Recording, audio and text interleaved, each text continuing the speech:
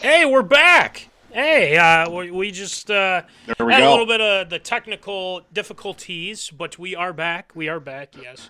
Apologies for. I guess Had we're to due have for. one more for old time's sakes, I guess. Yeah, I guess so. I guess so. But you know what? We're back. That's all that matters.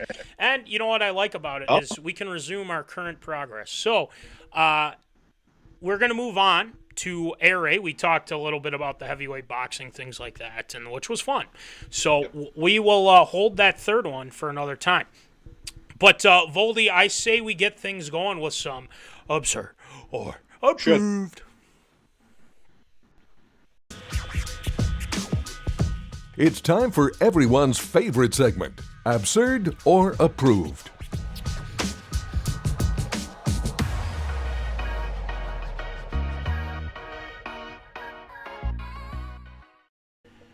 All right, Voldy, why don't you rattle them off for us, please? Well, unfortunately, a chance for a Vikings Adam Thielen return went to the wayside, unfortunately, with Adam Thielen signing a 3-year, $25 million deal with the Carolina Panthers out of the NFC South in a move that will help bolster a young and, well, needing of experienced wide receiver room and obviously a new quarterback situation that is going to be in Carolina and what is a wide open division currently in the NFC South. As Adam Thielen did sign that contract to play for the Carolina Panthers for the next 3 seasons, and apparently he said that this team is a team that has a real chance to win a Super Bowl and is built to win right now. After fielding a few different opportunities with some other teams, heard from teams like with Dallas, with Denver, and a few others as well. But he felt that Carolina was a good place for him, for his family, and obviously for the next stage in his career as well,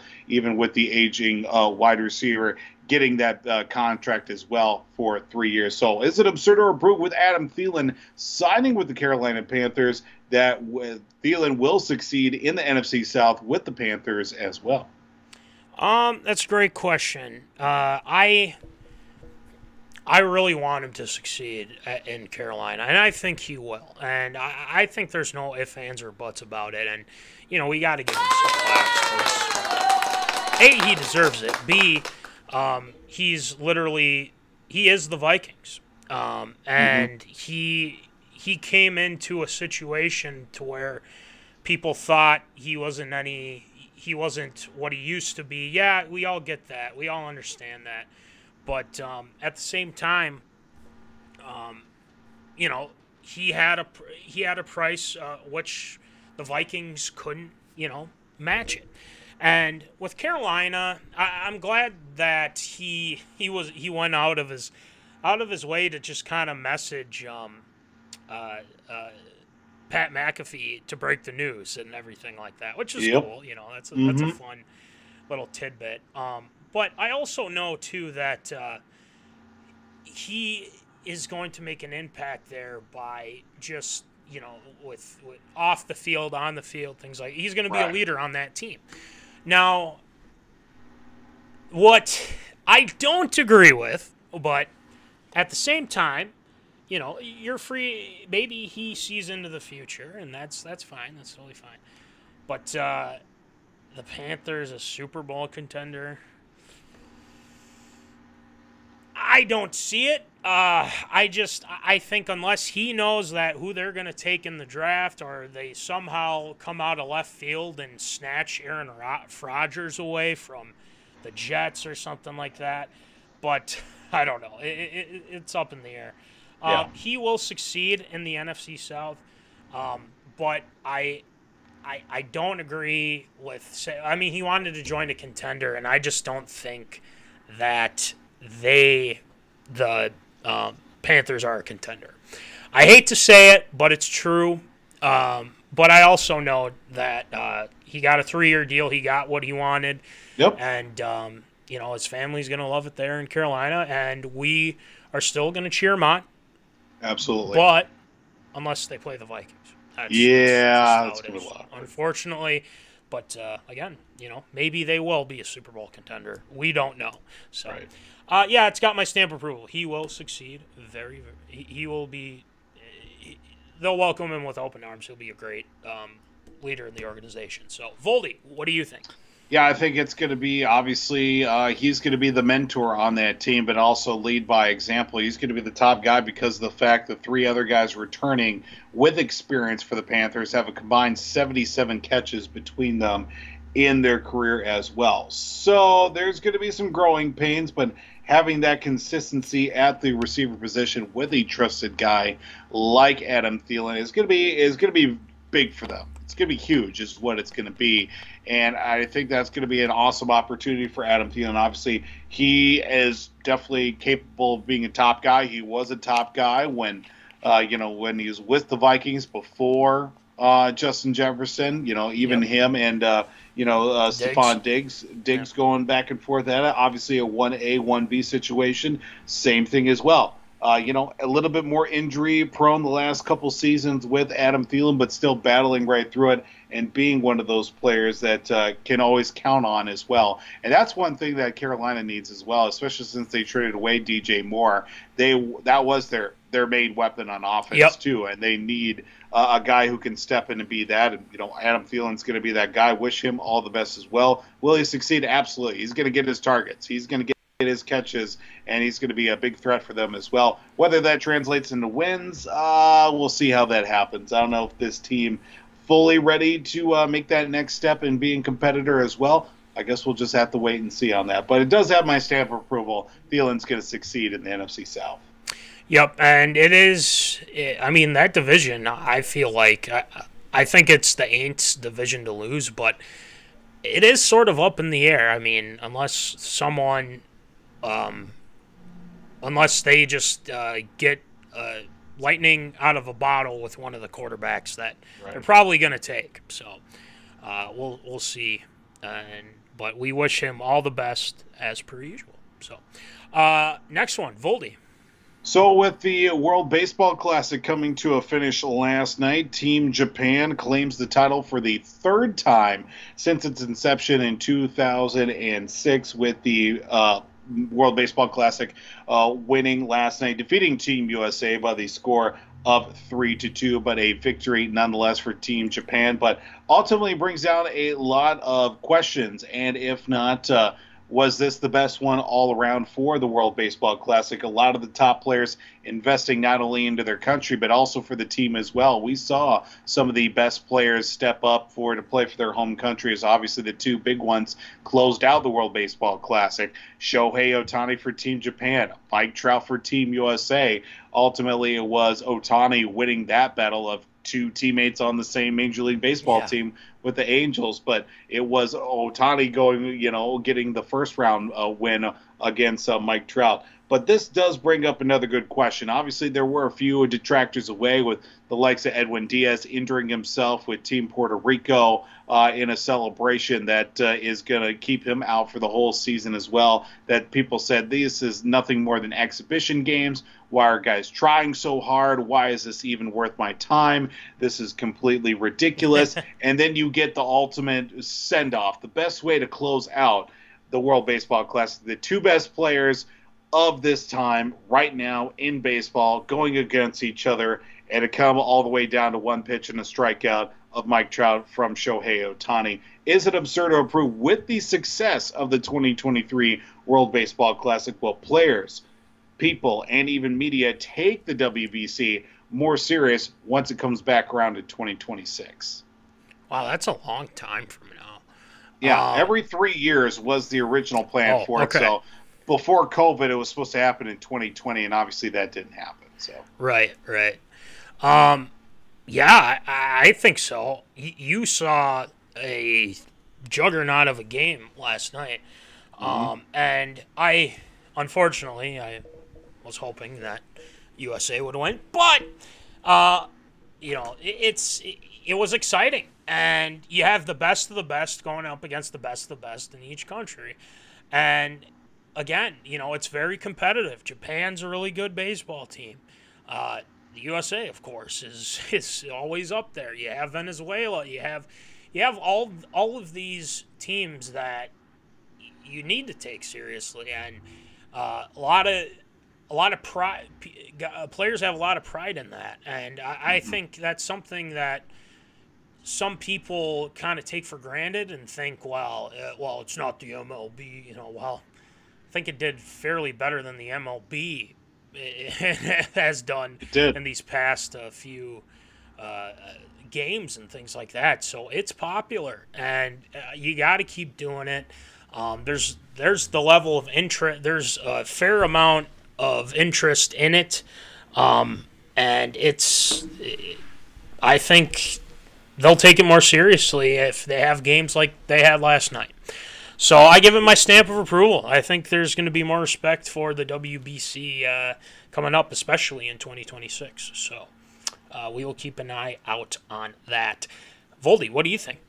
Yeah, I think there are a lot of things to take away as a lot of positives. You saw a lot of stories within the games themselves. I mean, Team Mexico making it to the semifinals, Yep. losing to Japan, but, led by Randy Arozarena, who was a, born Cuban as well, but had to fight for Mexican citizenship so he could play for Mexico because he had defected from Cuba to Mexico, ended up playing there as well, paying for his own way to come out of the international scene into Major League Baseball. So he actually pleaded with the Mexican Prime Minister, I believe, even to get citizenship in order to play. I think it was a week before the WBC was going to get started. They actually got citizenship from Mexico, but he is an electric player, providing offense, defense, and overall just play for Team Mexico that didn't see a lot of success in the WBC, but making it all the way to the semifinals.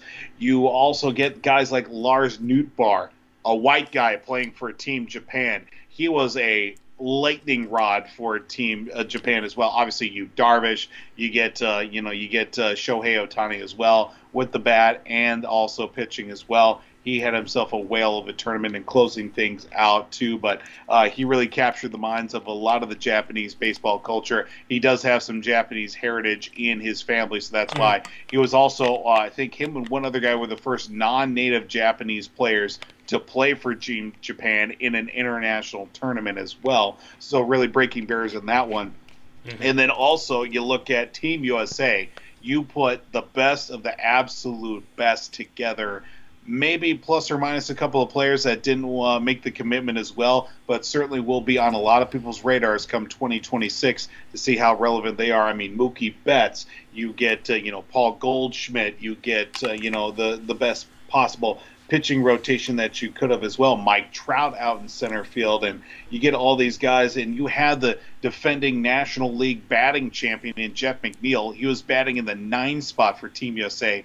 That was how deep, and you could have put 2 teams together for Team USA and still would have been very competitive with all the guys that were sitting on the bench, too. Of also hearing about a story with manager Mark DeRosa, who talked about how backup first baseman Pete Alonso is like, he didn't want to leave the field in some of those exhibition games playing for Team USA, talking about he had tried to play for the national team back in 2017 or something like that, and literally took him out and didn't qualify for the team and literally wanted to soak up every last moment wearing a Team USA uniform as much as possible. The best possible lineup that you could get for Team USA came together, made it all the way to the finals. They were the defending champion. But give me at least a best of 3 series with Team USA and Team Japan for the WBC. That's the only thing I want to take away. But I think a lot more eyes are going to take this a lot more serious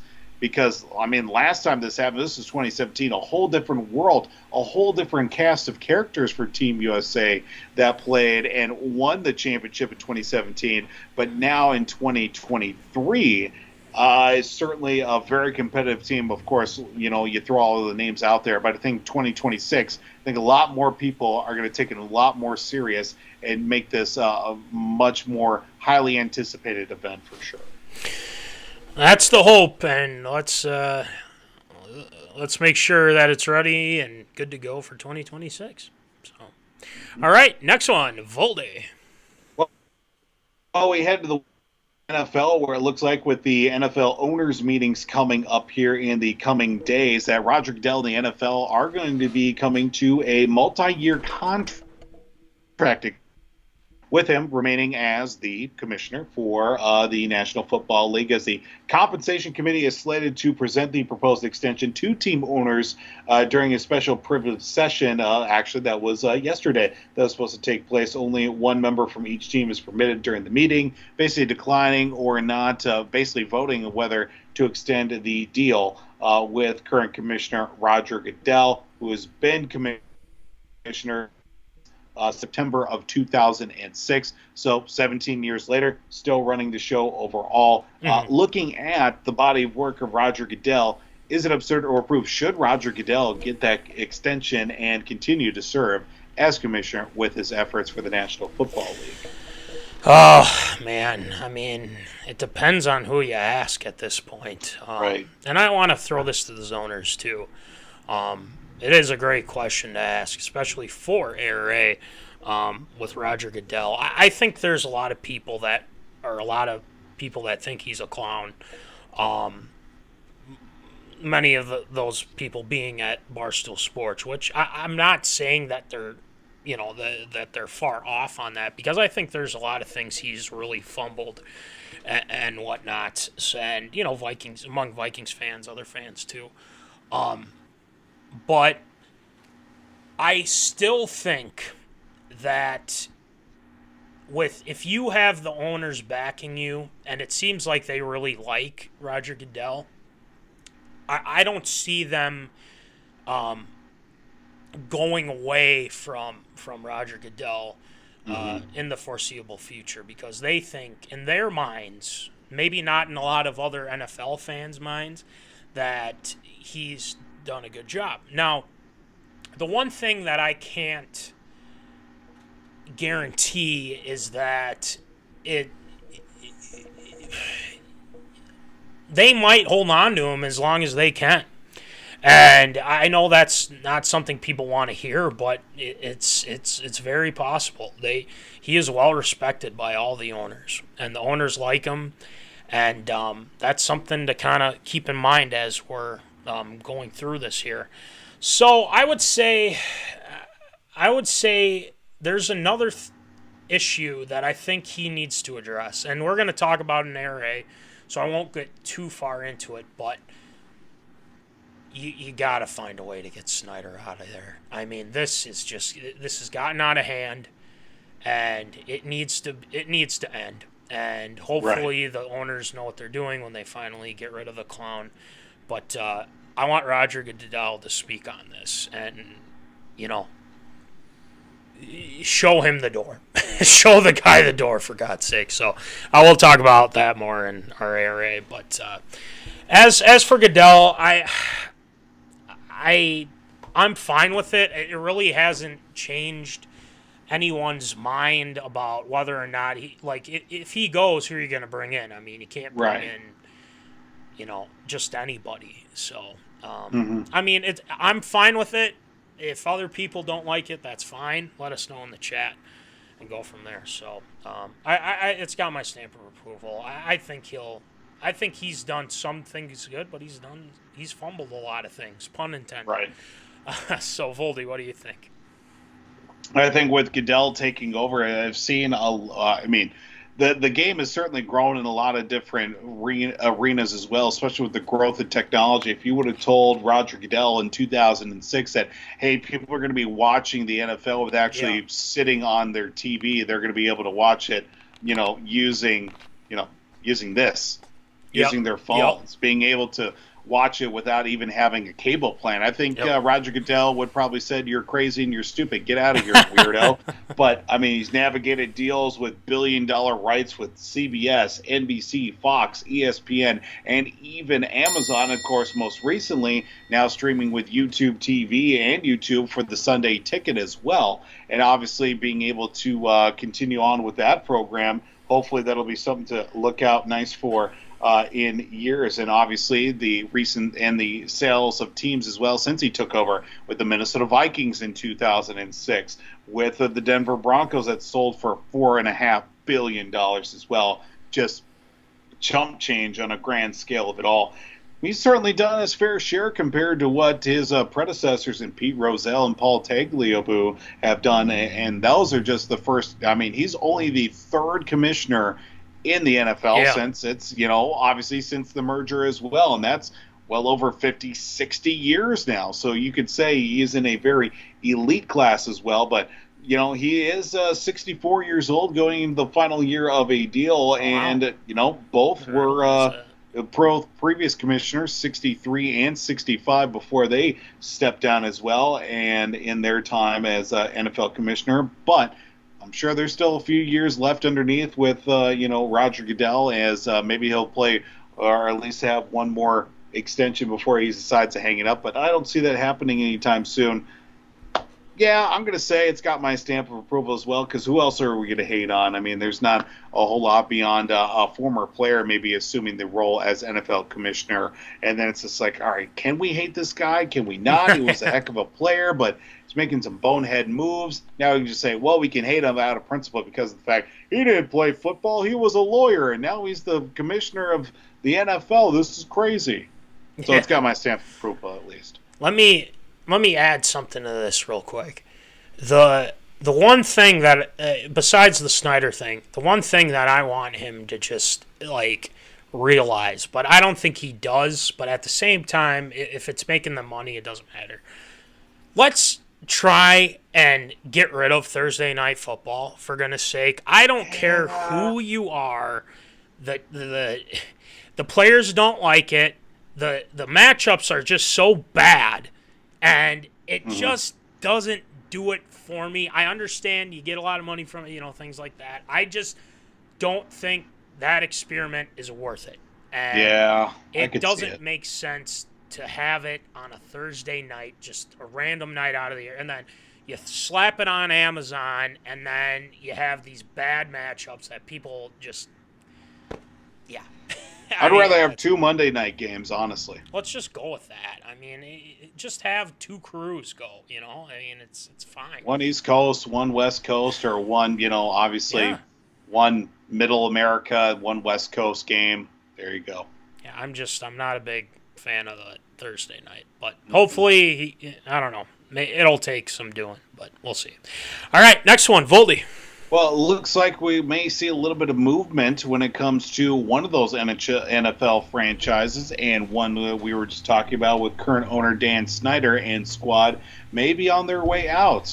They did clear out offices earlier this week, and a couple of sources looking into the purchase of said Commanders. So the commies are getting approached in by a couple of different groups, one of them being a group that is led by Josh Harris, who is in for the bidding, along with a current owner of Major League Baseball franchise, Irvin Magic Johnson, as part of an ownership group potentially to look at purchasing the Washington Commanders. Josh Harris leading the group that is also currently owning the Philadelphia 76ers and the New Jersey Devils, as well as Dan and Tanya Snyder looking at the possibility of selling their team. They did announce their intention to sell back in November, as well as the value of the Washington Commanders. You take out the fact that they stink, a bunch of whole other things.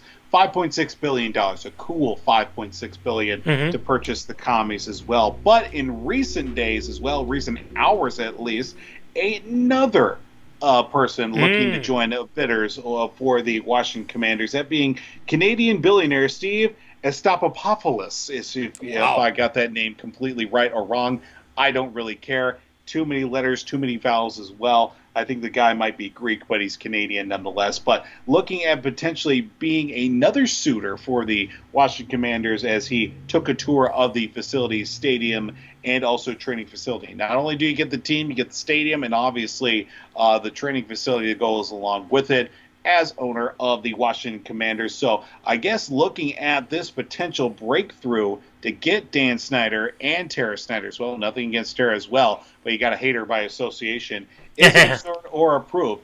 Either of these bidders, that being the ownership group with Josh Harris and Magic Johnson, or Mr. Estapopoulos, that being the ones to finally buy out and get the Snyders out of Washington and out of the NFL. Is that absurd or approved?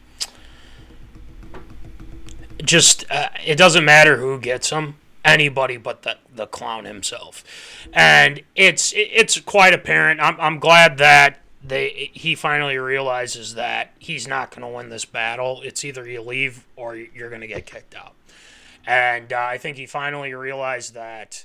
But out of the three, I mean, Magic Johnson, I don't know. I just feel like if you own that team, but then you're also an owner of the Dodgers, and I mean, you're on one coast, that team's on the other coast. I don't know if it's just my association, things like that. But the guy from Canada, I'd be fine with. I don't see any issue with him taking it, or Harris for that instance. I'm just surprised Clowntonio Brown hasn't thrown his name in there. So yeah, I guess that be an owner player. Owner player, yep, that whole spiel. But yeah, I don't know if Ron Rivera would like that, but we'll see. Yeah, you know. But at the same time, I'm fine with any of those three. Just get that SOB out. Get him out. He is a disgrace to the NFL, and he can't. He's finally getting what he deserves and losing ownership of that team. And I give claps out to the NFL to get him out of here. I mean, it's that simple. You've seen all the BS that. I mean, there's a reason why he's number one on the infamous list, and you know he's probably going to be immortalized in the Hall of Shame. So I would say, yeah, they're going to break through. Stamp approval. They're going to break through. They're gonna sell the team. They've already cleaned out the offices, things like that. So again, it's finally time, and it's about time for instance. So Voldy, what do you think? My question is, if they do sell, how soon of a turnover is it going to be? Is this going to be obviously after this season? Is it going to be before the season? I would imagine it would probably be, if they do sell before this season, a transition into next season, maybe the season after that. Because I know, obviously, most recently with the team like the Minnesota Timberwolves, obviously Mark Lowry and A-Rod buying it as well. It's been a 2.5 year transition period as well with the new ownership group there. I think they take over, what, officially, is it this next season, 2023-24? Yeah, I think so. I believe so, yep. You know, but they've made themselves quite comfy at Timberwolves games courtside, even though they technically don't even own the team as a whole yet. But, you know, things are starting to transition slowly but surely. But I find it, you know, obviously we want Dan Snyder out as soon as possible. Get the commies back to what they once were. Obviously, with the old nickname, that's not going to be a thing. There's been some talks to rename the team again as well, but that's been a whole love lost as well. I think that ship has sailed. Yeah. You wipe the slate completely and just make the team your name, your image as well. I think they've got something going with the Commanders. I hate to say it, but you know, now it's starting to grow on me a little bit with each time that it's brought up. Who doesn't love saying the Washington Commies? I know I certainly take advantage of it every time I can, but $5.5 billion. I'm sure you know, Snyder and crew are going to ask for a little bit more because of the value of the team, but you got to get a new stadium. That's going to be left over the heads of the new ownership group. Upgrades with the and obviously paying player contracts. That's going to be a big thing overall too. Whether one of them is, well, I know that this Canadian guy, Stapopoulos, has been trying to buy some stakes out of Michael Jordan and the Charlotte Hornets as well. He's tried even as well to put some bids in on some other teams, but for some reason, whenever Magic Johnson is around, whether it's been with the Lakers, whether it's been with the Dodgers as well, things start kind of happening a little bit more. Sure. Dodgers have won a World Series. They've been to the World Series multiple times since ownership group. He's been the face of the ownership group is the thing, whether it be in attendance in games or signing big deal contracts with players too. He's been that face of that ownership group, because I'm sure Josh Harris maybe be a guy to kind of be the face of the operations as well. But with obviously Magic Johnson in the midst of that, in the mix with the Dodgers too.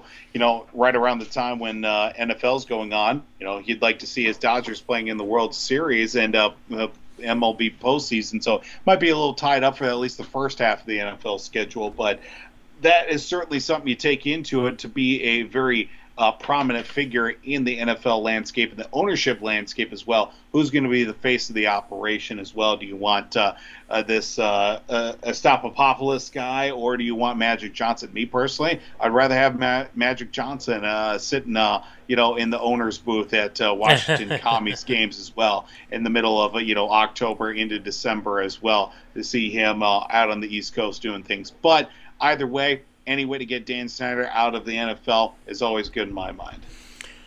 One thing I want to add too, they got the workplace situation, and they gotta have some new facilities. They gotta find a way to make it more friendly, because it has been diseased for years by Dan Snyder. So yeah, let's fix that workplace for sure.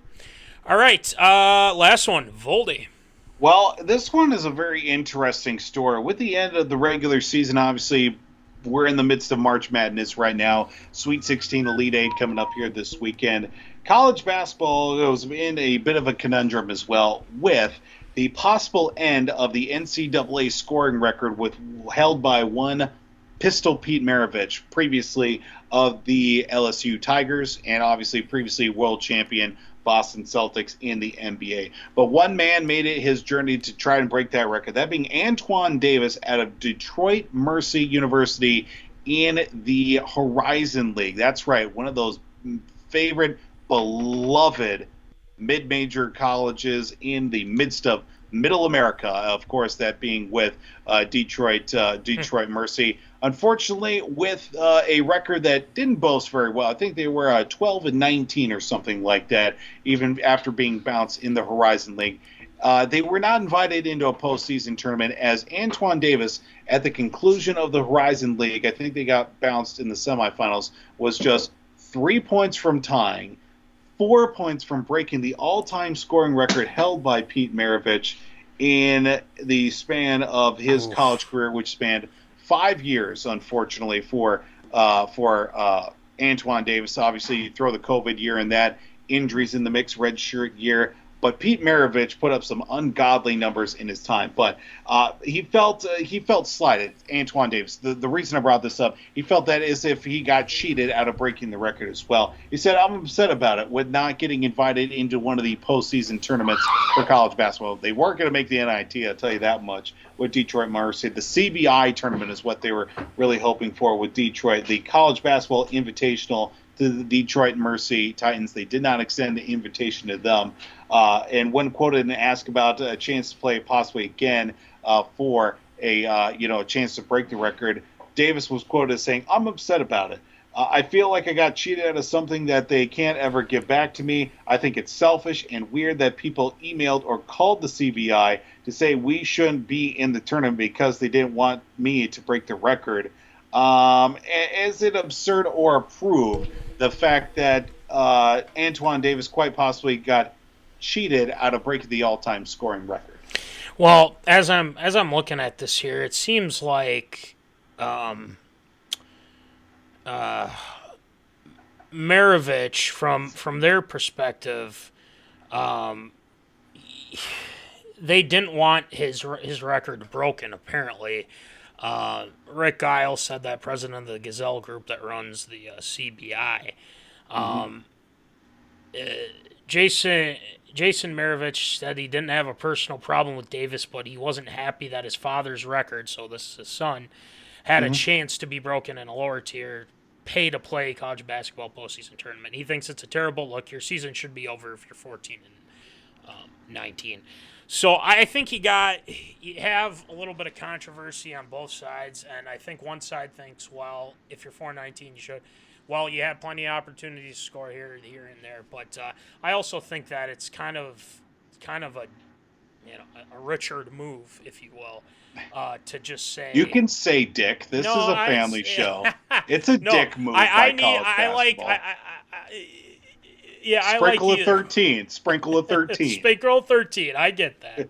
But I will say that I think he got cheated out of it. Yeah, I really do think so, because I think, people sending emails and they let the postseason tournament kind of, the people that decide it, be like, oh, I guess people are really pissed about it, so we won't do it. I mean, I don't know. I just think I think he looks at it now, and I think he was quoted saying, like, I have a problem with what they did to me, but at the same time, I was the best scorer in my generation, so okay, there you go. Sure. I mean, if you want to take it like that and think like that, that's fine. So this is going to blow over, but he'll be salty for a long time. So yeah. I guess I can't really lean either way, and I think it's too controversial. And to be honest, I didn't even know who this guy was until we brought it up with Hurrah. So, Voldy, what do you think? Yeah, I mean, first off, your team was 14-19. I'm sorry your team's not good enough to actually win any games, and you got to put up almost 30 points a game. Like, if your team's good enough to at least get above 500, you're going to get a look at it, especially if you're as close as you are to the national record. And the fact that they have to pay to play as well in the CBI tournament, $27,500 to play in the 16-team CBI tournament. I don't think Detroitmercy is going to be knocking down the doors anytime soon to put up that kind of money as well, to get very little return with the likes of Antoine Davis breaking the scoring record as well. But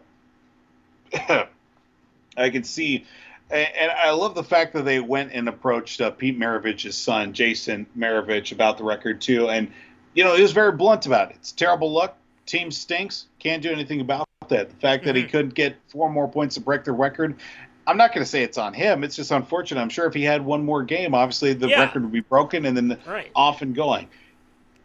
There's no personal vendetta about this. Look, sorry, your team stinks and you couldn't get further into the into the Horizon League to break the record then and there, and maybe even get a look at the NIT tournament or the CBI as well. Again, I'm sorry your team stinks, but don't go crying over spilt milk about it. Let's talk about the fact as well. Let's look at the numbers from this record as well. Pete Maravich played 3 seasons at LSU. He put up 44 points a game in 3 seasons in the 70s. No 3-point line. This was all field goals and free throws. Excuse me, not even the 70s. 1967, 68, 68, 69, 69, and 70. He put up 44 points a game in those times. 77% free throw shooter. He shot 43% from the field. That's a good night for a team, let alone one player as well. And he was shooting 40 times a game as well. And he was, making about 16, 17 shots a game as well. The dude was, as the kids say nowadays, a bucket. Pete Maravich on the floor. He played 88 career games at LSU. You know how many games Antoine Davis played in his college career? I actually have the basketball reference right in front of me. You know how many games, Callahan? Let's go 100? 144. Wow. 144 career games, 5 seasons. Wow. Obviously, throw the COVID year in it, he averaged about 25 points per game as well. Wow. Still a bucket in today's age and day and game as well. You can't say you're the best scorer you played in the Horizon League. Yes, I always talk about giving love to the mid-majors and obviously all that. If you're good enough, you're going to play in the SEC. I'm just saying. If you were good enough, you're going to play it at that level too. Pete Maravich played in the SEC in the 60s, man. There was some big-time buckets down there. And obviously, he went on to have a hell of a career with, obviously, the Boston Celtics. He was an all-star. Obviously, suffered a heart attack at the age of 40 while playing college, playing a pickup game as well. 5-time NBA All-Star. And he played 10 years and still won some championships back in the day with the Boston Celtics too. True. The guy was a hell of a player in Pete Maravich, but don't cry over the fact At the end of the day, your team stinks. There's nothing you can do about it. You can put up as many points as you want, but if you can't get something to go along with it, look, I'm sorry. You separated yourself by 4 points. You ultimately lost. Should he feel cheated? No. At the end of the day, ball don't lie. Ball does not lie. Ball does not lie. That's a good way to put it. And speaking of ball does not lie, T-Wolves up 78-74 in the third. Oh. It's going pretty well. And I think I'm looking at the way that Cat and Gobert are playing right now, and they're playing really well. So that's what we want to see, and let's keep that going. So Davis might have been cheated, but the Wolves, well, they've been cheated in some other different aspects, but I don't know. I mean, it is what it is. So great job with ARA, Voldy, especially with our little interruption in the middle of our program. We're a little over today, but that's okay since we are finishing off on the right note. So thank you for those that stayed with us. And it's time for some Shield shoutouts. We got a couple of retirements here, and then we'll get rolling. So let's get it going. What's up? Shield shoutouts.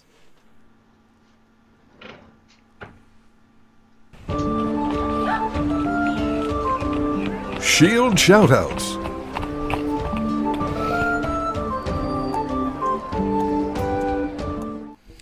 All right, Shield, who you shouting out tonight? Well, we do have to wish a happy retirement and best of luck in the future to Super Bowl champion, 3-time Super Bowl champion with the New England Patriots, Dante Hightower. Matt, we were talking about this, how we got on the show. Either the guys in the league are retiring younger or we're getting older. I don't know what it is anymore. But Dante Hightower, he's a guy we got that got drafted when we were still high school, early college days. He was a heck of a player out of Alabama, but the boom tower, that being Dante Hightower retiring as a 3-time Super Bowl champion. Of course, the strip sack that he had in Super Bowl 51 that set up the Patriots on one of those multiple scoring drives as well. The sack that he had in Super Bowl 53 against the likes of the Rams as well that helped the Patriots solidify in that low-scoring affair. But a playmaker on the field for the Patriots and a stalwart of a defense in his time as well that really helped re-solidify the dynasty that was in the late 2010s into the early 2020s for the New England Patriots. Dante Hightower, best of luck in your endeavors after a career. Joining, of course, teammate as well, Devin McCourty. He retired as well this past week as well. So best of luck to those two gentlemen in their post-NFL playing careers. But, I mean, that's really going to do it for Shield Shoutouts, other than the fact that this is going to be the last show here from Woods and Shore Studios. We talked about it in the beginning of the program as well. I mean, my beverage is now empty. That's just the way the course of the show goes. But I do have, of course, a toast to give here to Woods and Shore Studios. We've been here since February of 2020, before the world shut down itself. Woods and Shore Studios has served itself as obviously a host of MinneZona Sports Live. It hosted a week-long radio morning show program when I was sick with COVID and had to do the morning show from home.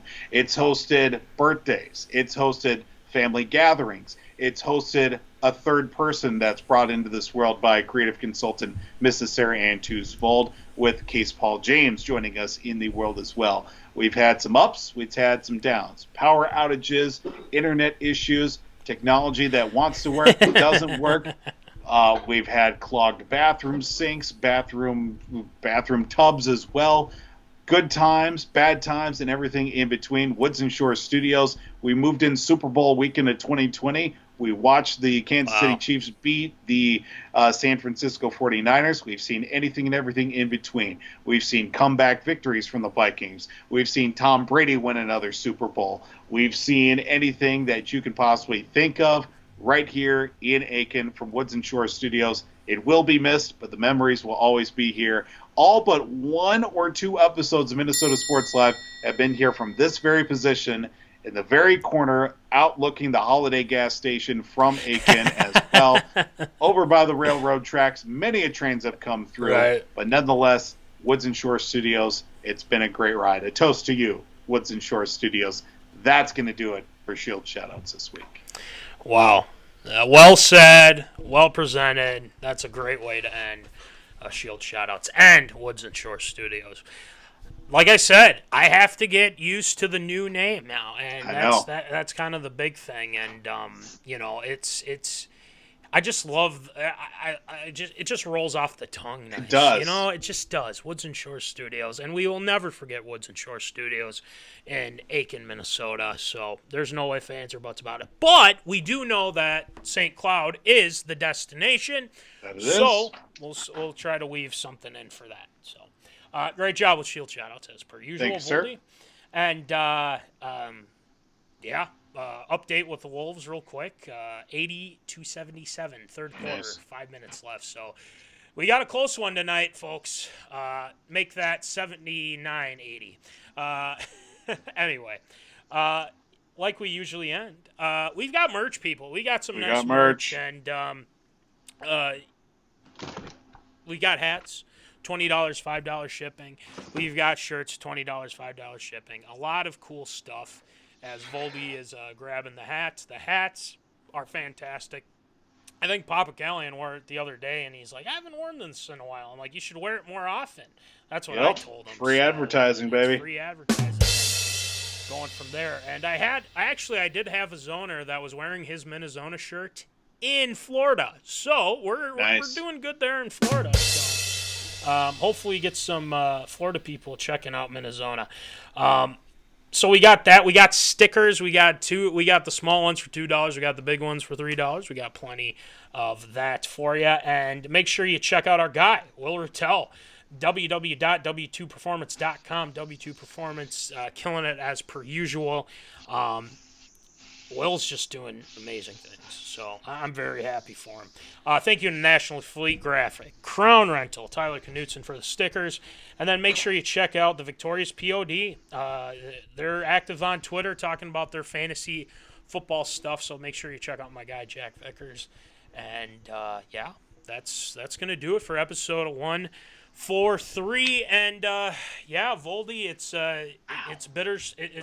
bittersweet, but let's get to that St. Cloud destination, and we'll have a new name and have release some cool stuffs and more memories. Absolutely. As well. So we'll keep you up to date on that and our current whereabouts, and of course we will keep you posted on the social medias with everything with MinneZona. So, without further ado, remember, for the last time from Woods and Shore Studios, here, remember, folks, keep in the zone. Holla! Thank you for watching MinneZona Sports Live. Join us Wednesdays at 7 p.m. for live show broadcast. And as Voldy likes to say, follow us on all the socials medias.